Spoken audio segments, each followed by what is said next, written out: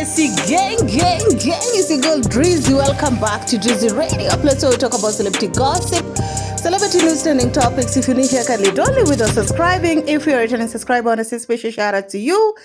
Now let's get straight into some things, you guys.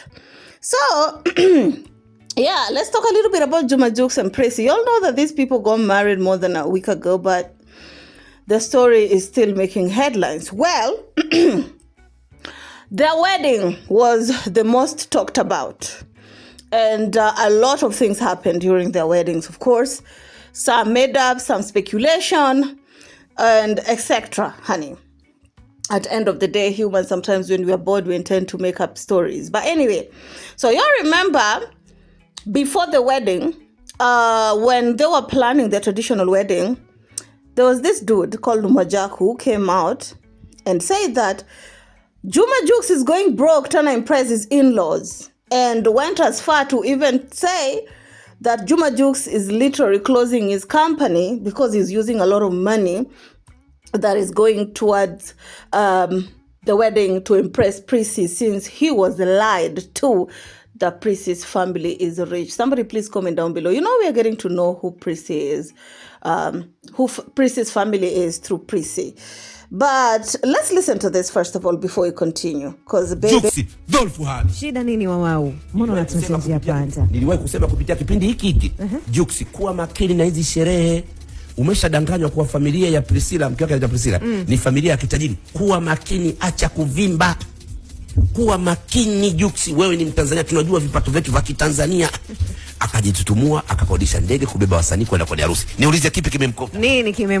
Let me stop there and stop. Okay, he first started by saying that JUX is done. JUX is done. Of course, the co-host asked him, "What do you mean? What are you talking about?" And say, "Do you remember when I first told you in this show that JUX should be very careful with all these weddings that are being planned after being lied that Priscilla's family is rich, and now he's trying to impress by going off of his budget, include taking some loan." Well, that is according to Mojaku.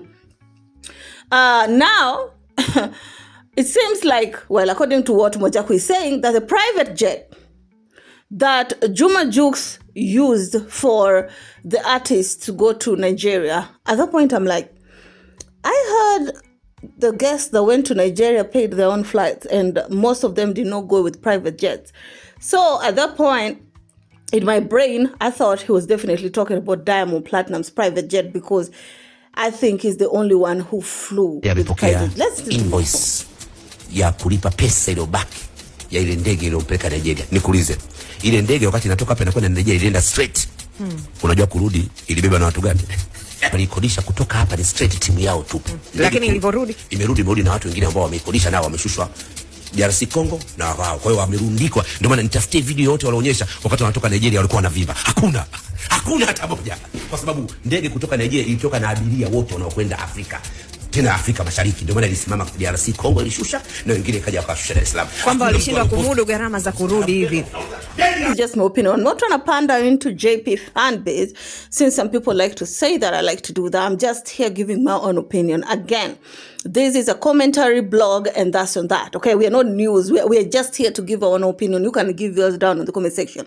He went ahead and say that JUX's private jet that he booked, or rather that he used to flew in some VIP guests, aka the Diamonds, the invoice just came today. Okay, when they were going, according to him, they need not hide because it was only them in the private jets. But when they were coming back from Nigeria back to Tanzania, the private jet was not privating anymore. Okay, it had other people inside, and these people allegedly they were going to be dropped in Congo, and then they will connect from Congo to Tanzania. That is what JUX is saying.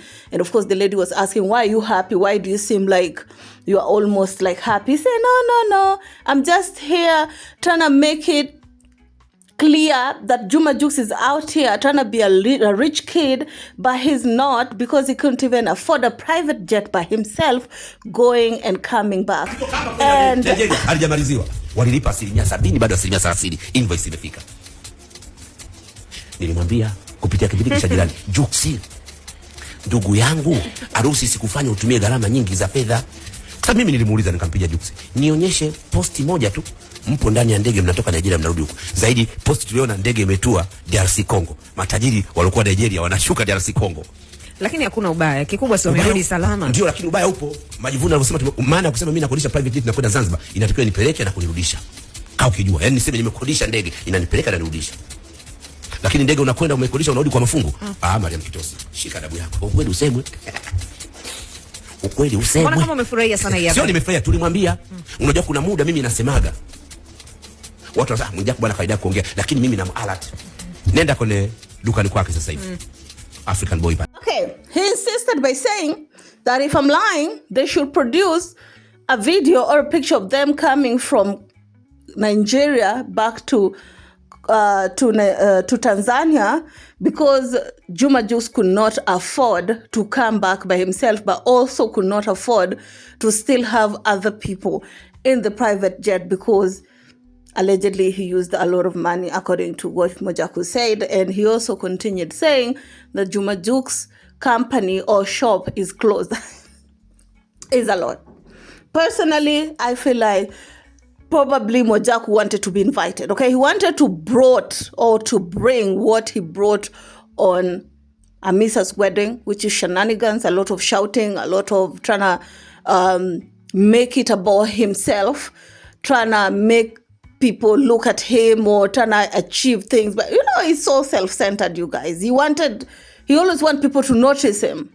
And probably Juma Jux said no to him, and that's how he got upset, and now he's bashing everybody that went into that wedding. Because the last time we checked, many people went with commercial planes, okay? Some of them who could have afforded it, they did business. Some of them did, economy.